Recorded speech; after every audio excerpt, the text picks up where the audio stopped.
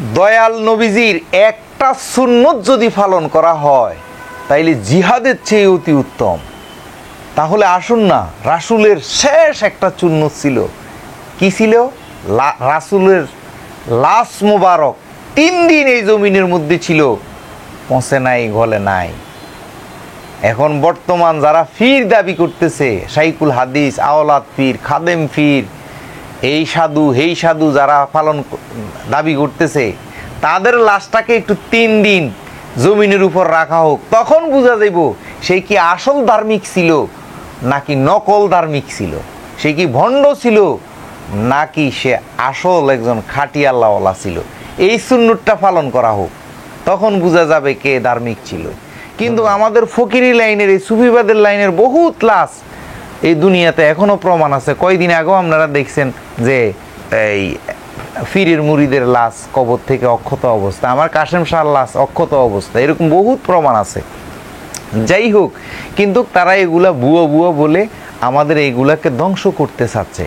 আল্লাহ কোরআনে এভাবে কয় আল্লাহর রাসূল ছাড়া আর কে আছে, আর কে আছে, আর কে আছে, এভাবে বলতেছে।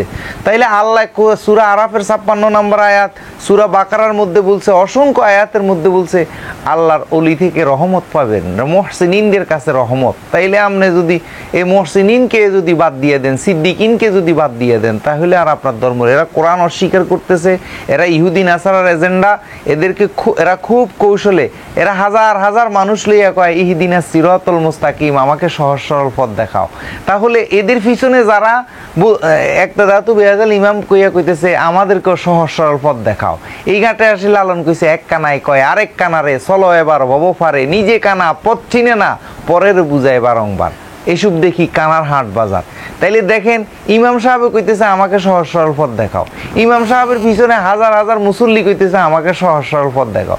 তো সবাই শুধু সহজ সরল পথে চাইতেছে, কিন্তু ওলি আল্লাহর কাছে যাচ্ছে না। আর আল্লাহ পরের আয়াতে বলতেছে সিরাতাল্লাযিনা আনআমতা আলাইহিম, আমার নেয়ামতপ্রাপ্ত লোকদেরকে অনুসরণ করো। খাজা বাবা এক আঙ্গুলের ইশারায় আনার সাগরের পানি লোটায় ঢুকেছে। তাই তারা কি করছে?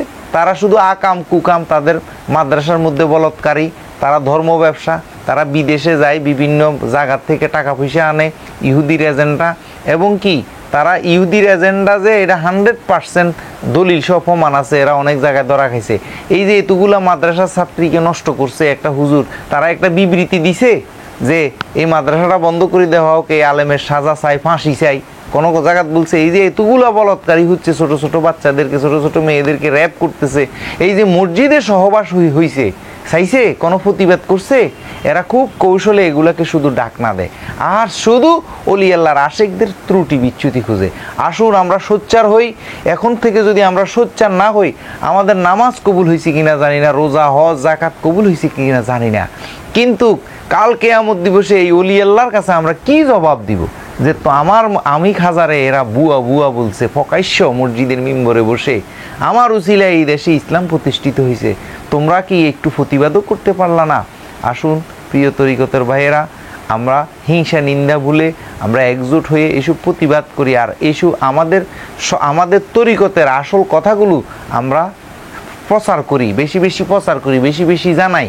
আজকে আমাদের পক্ষে একটা মিডিয়া নাই, কেউ নাই, সব তারা কিনে ফেলছে, তারা হাজার হাজার সব কিনে, অথচ তারাই বলছে টিভি দেখা হারাম, ছবি তোলা হারাম। এখন তারাই এগুলো ছাড়া চলতে পারে না। তাইলে এবারে বুঝেন, তাদের বেলায় আসলে সব সুবিধা হয়ে যায়।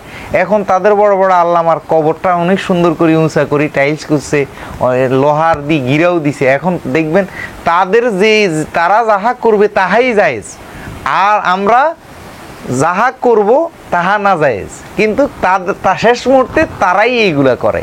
আমরা নারী পুরুষ একসাথে জিকির আজকার করি, এটা তাদের সহ্য হয় না। আর বড় বড় তাদের আমিররা, তাদের এই সেক্রেটারি জেনারেলরা এই ইহুদি নাসাদার বিদুর্মীদের লিয়ে ইফতার করতেছে বড় বড় শেরাটন হোটেলে। তো এগুলো দেখে আমরা হাসি, আমরা আল্লাহ আল্লাহ জিকির করি, এটা সহ্য হয় না।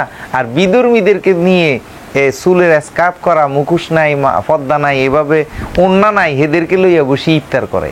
তো যাই হোক, এরা কি প্রতিষ্ঠিত করতে চাচ্ছে আপনারা দেশবাসী সবাই জানেন। যিনি ভুয়া বলছে মূলত সেই ভুয়া, তার দলিলা দিল্লা দেখেন, তার ব্যবহার দেখেন।